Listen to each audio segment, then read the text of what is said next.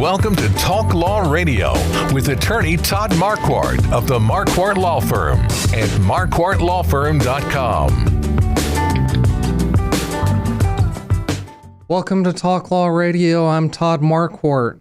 On the radio, on podcasts everywhere, on Facebook Live, and on YouTube. Also, check out talklawradio.com to listen to archived editions of the show. Today, I'm going to be talking about a specific court case here in Texas. It was a state appeals court in the Beaumont region, and it's about some dangerous deeds that were done. And I'm not talking about dangerous actions that somebody took. Well, that too, but more specifically, actual deeds of conveyance of land. You know, I like to talk about the law to help you discover your legal issue blind spots by listening to me talk about the law on the radio. And today's legal issue blind spot is doing legal work on your own without legal advice. Now, I don't know the parties to this case. I can only speculate as to what happened. The court does write down certain facts of a case, but we don't know everything that happened. I wasn't at the trial, but the fact that there was a trial means that something went wrong. So this is the case of Fogal versus Fogal in the Beaumont State Court of Appeals, and it's regarding an appeal by an adult child that didn't like the outcome of a trial brought by another adult child. And so I'm thinking that this is a mother that maybe only had these two sons. So just imagine some of the facts that may have been with me. We can try and fill in the blanks. So there was a mother, I think her name was Marjorie, who had a family trust. And we don't know exactly what kind of trust it was. Some family trusts are revocable, some are irrevocable, meaning they cannot be changed. Some are living trusts, and some are irrevocable grantor trusts. You can name a trust pretty much anything you want to name it, so the fact that it was named Fogal Family Trust doesn't really give us the details of the trust. All we're told is that the mother, Marjorie, signed a deed from herself as trustee of that trust to her son, Todd Fogal. I'm not making that part up. It's kind of funny to me that the guy's name is Todd, because there's not a whole lot of people out there in the world who are named Todd. It's a name that's reserved only for very special people. So I don't know how Todd Fogal got mixed up in this. But the facts are that Mother Marjorie Fogal signed a deed to herself and her son Todd Fogal as joint tenants with rights of survivorship. So let me talk about what joint tenancy is. That's a type of real estate ownership. In Texas, you can look it up in the Texas Property Code, Section 101.002, effective joint ownership of property. If two or more persons hold an interest in property jointly, and one joint owner dies before severance, the interest of the decedent in the joint estate does not survive to the remaining joint owner or owners, and passes by will or intestacy from the decedent as if the decedent's interest had been severed. So that's the general rule. But in section 111.001, there is a right of survivorship in agreements. Notwithstanding section 101.002, two or more persons who hold an interest in property jointly may agree in writing that the interest of a joint owner who dies survives to the surviving joint owner or owners. So that's why when we began talking about this, I called it joint ownership with rights of survivorship. You can have a right of survivorship on a checking account or savings account. You can also have it on real estate by deed. Well, after she signed that deed, I think it was 2008 or something like that. The date isn't important, but the order of events is important. She signed another deed, a life estate deed, to her other son. Trying to remember. I don't remember his name. I was stuck on Todd, the other son. But it'll come to me soon. So she signed another life estate deed to her other son, and then she died sometime after that. And the other son filed a partition lawsuit so that the court would order that the property be sold or divided between them two. And son Todd Fogal didn't like that. He opposed that move by saying that he was supposed to get all of mom's interest in the property by right of survivorship. And so the legal question here, the legal issue is whether one of the parties to the joint ownership property can destroy the right of survivorship by signing and executing a subsequent deed of some kind. And so I want to talk about the partition lawsuit because that does come up pretty frequently. See, when two people are owners of the same property, the law will not force them to stay together. It's like a forced partnership, and the law doesn't like to force people to work together. And I just found the guy's name. The other son is Neil, another 4-letter word. So Neil is the one who wanted to get at least one half of the property, because Neil wasn't saying that Todd shouldn't have any of the property. He was just claiming his mom's 1/2 interest and saying that the judge needed to order them to be divided because Todd wasn't going to cooperate. So already you can see that there are some blind spots here. So first of all, I'm thinking, if mom had a trust, why would she deed property out of the trust? And the only thing I could think of off the top of my head was maybe she didn't understand the trust, the purpose of the trust. And I've had a client or two that thought that way. By the way, if you're confused about your legal documents, you should really ask about them. There was a prominent attorney in town that's no longer practicing, and some of his former clients have been coming to me because they're worried about the legal effect of their estate planning documents. And I'm hearing a common thread from some of these clients that they don't understand what they've got. So if you have legal documents that you don't know or you're uncertain about, you're confused about, call the lawyer that drafted them and ask for an explanation. Or call another attorney that focuses on business and estate law, and maybe you can get an explanation. Okay, so I was talking about the deed from mom's trust to Todd Fogal, and then a subsequent deed from herself as an individual to Neil Fogal. And Neil brought a lawsuit for partition.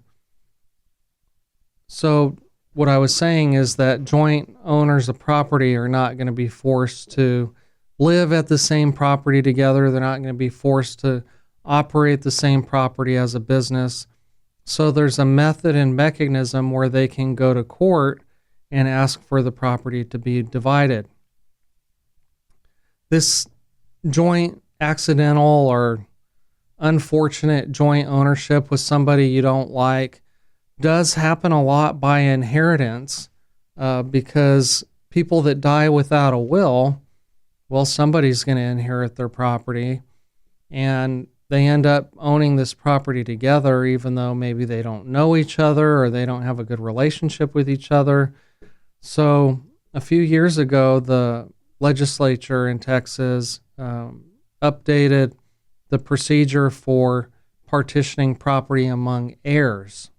That's HEIRS, not the rabbit, but people that might inherit from you, people that are related to you, are also called heirs. And this is from Chapter 23A of the Property Code.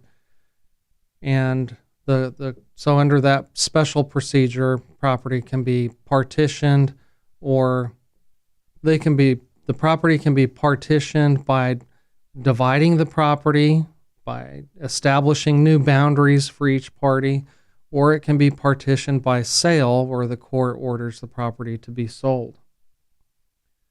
Okay, so that was what Neil brought. He brought an action for partition, and Todd opposed that. And Todd also filed a lawsuit for declaratory judgment in opposition for that. So I wanted to explain what that means. A declaratory judgment is a binding adjudication that establishes the rights and other legal relations of the parties without providing for or ordering enforcement. So it's to settle things. But here's what gets interesting is that Neil, or his attorney, said that wasn't the appropriate opposition. It's not the right kind of lawsuit to determine the rights of landowners. Instead, there's another thing called trespass to try title. It's regarding who are the owners on the title of the property. A trespass to try title action is the method of determining title to lands, tenements, or other real property. So that's just how parties to lawsuits bicker, which brings me back to the family trust that Mom had. If she wanted different beneficiaries of the trust, and let's assume it was a living revocable trust that she could change, amend, or restate, she could have simply amended the terms of who would benefit from the property after she passed away. And this may have been a better method than doing a deed to Todd as joint tenants with rights of survivorship, and then doing another deed, a life estate deed, to her son Neil. It just seems out of place, because you go through a lot of time and expense to set up a trust. Why wouldn't you then use it? And by deeding the property out of the trust, it meant that the terms of the trust would not control the disposition of that property upon her death. So there's this lawsuit going on in the background, and the trial judge said that Todd's declaratory judgment action was not the correct proceeding, and agreed with Neil that the property should be partitioned. So why would that be? Remember, the issue is whether a joint tenancy with rights of survivorship could be cut off from the survivorship provision if one of the joint tenants made a subsequent deed.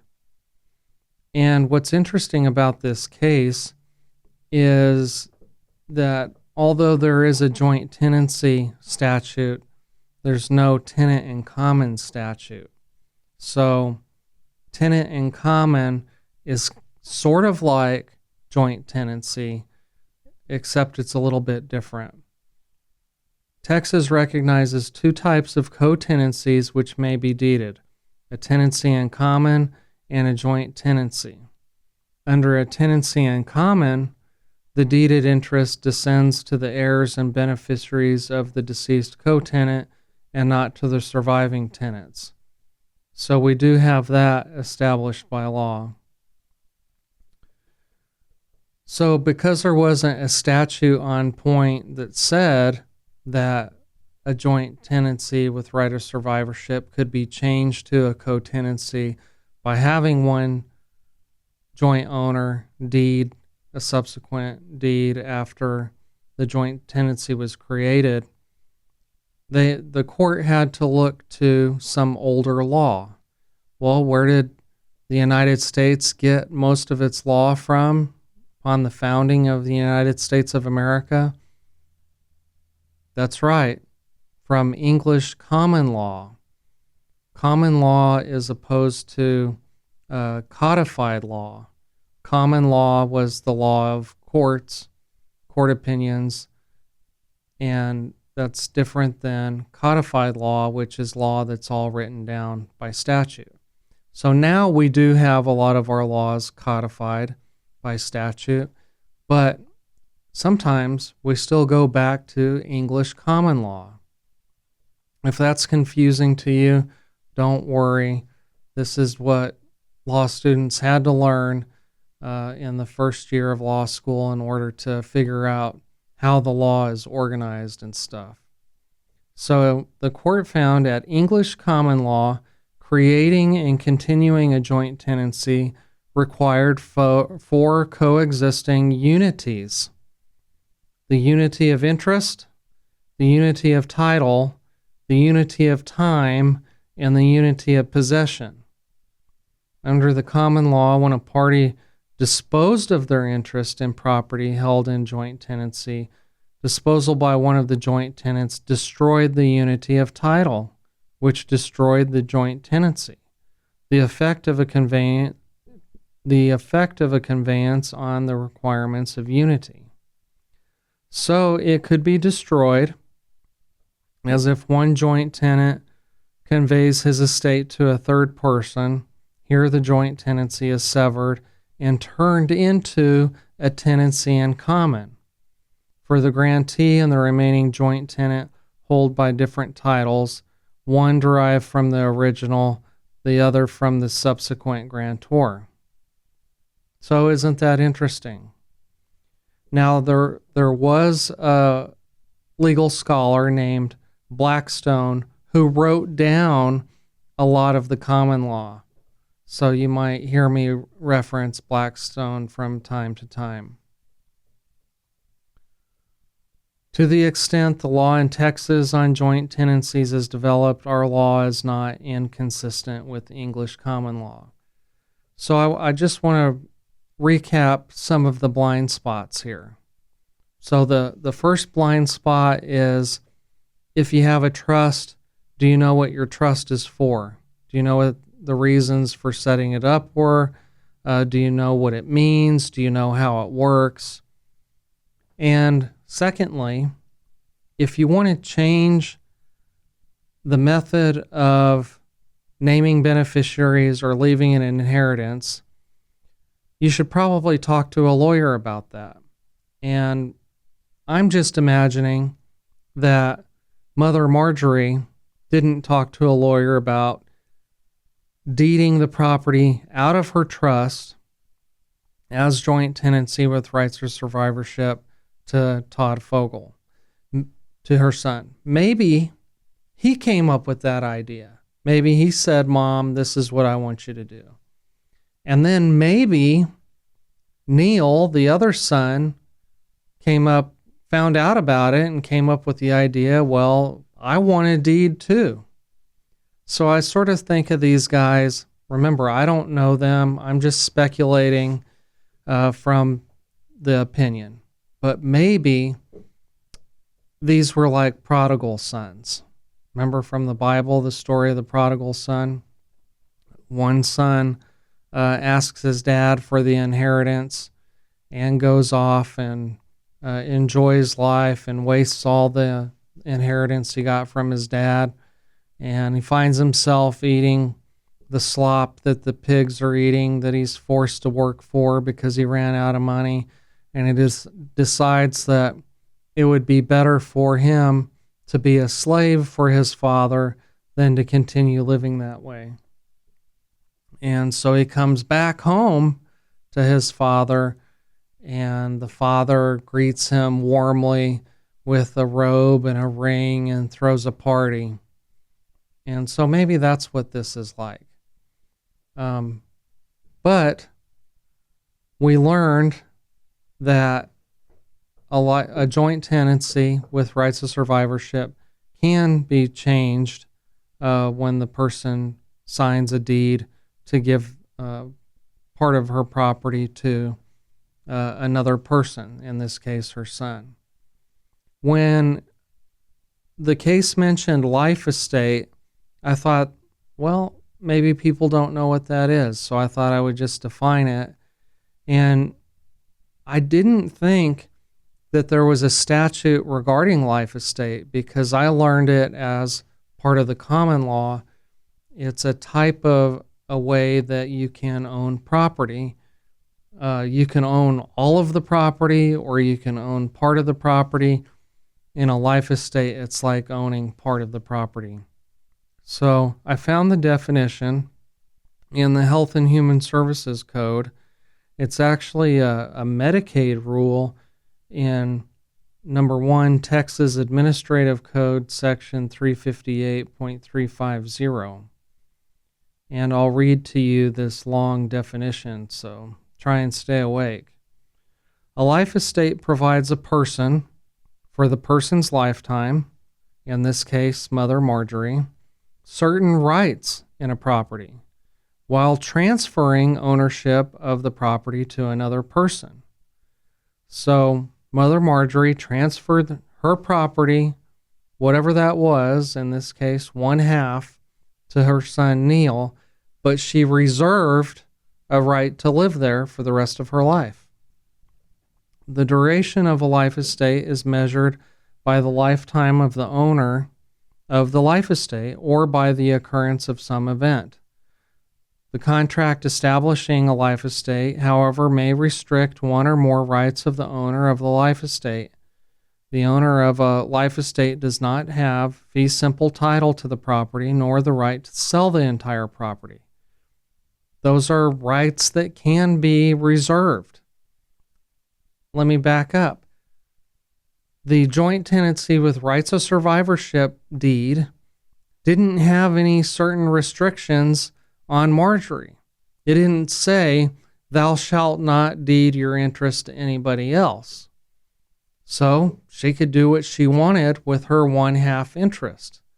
Now, usually, if you only own 1/2 of the property, a 1/2 undivided interest, nobody really wants to buy that from you because then they would have to share with Todd Fogal. Does that make sense? If you only own 1/2, that's not very marketable because then they would be whoever bought that or whoever it was given to would be forced to be owners with somebody who they didn't know or who they didn't like. So that's a life estate. Since we're talking about life estate, I want to mention another type of life estate known as an enhanced life estate deed, or commonly referred to as a ladybird deed. It's defined by Black's Law Dictionary, 11th edition, 2019, that it's a deed that allows a property owner to transfer ownership of the property to another while retaining the right to hold and occupy the property and use it as if the transferor were still the sole owner. And they reserve the right to sell the property and keep the money for themselves. So that's interesting, isn't it? I've been talking about a lot of stuff today. All these are hidden legal issue blind spots that you might want to talk to a lawyer about.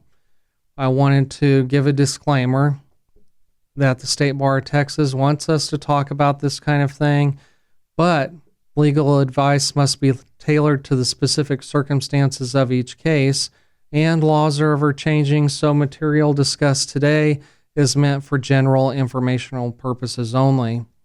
Also, Marquardt Law Firm sponsors this show, and attorneys at Marquardt Law Firm focus on business and estate law. search for Marquardt Law Firm online or go to marquardtlawfirm.com for more information. That's M as in mother, ARQUAR, D as in David, T as in Timothy.com. Finally, I wanted to pray. I want to pray for those, dear Lord, for those who have prodigal children who want an inheritance more than their family harmony. Please be with them and help them through these trying times. I pray for those who need trusted advisors but have not yet found them. Help these folks find trusted advisors to explain how to get things done legally. I pray also for those who need help understanding complicated legal concepts, issues, and principles. Please help them to find the information that they need. If you enjoyed this program, please like, follow, subscribe us on Facebook, Instagram, YouTube, Twitter, X. You can find us in a lot of places. That's it for today. Thank you. I'll talk to you later.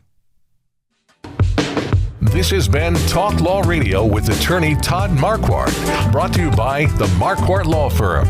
You can learn more at marquardtlawfirm.com. And be sure to listen to the full Talk Law Radio show Saturday mornings at 11 on 9:30 a.m. The Answer.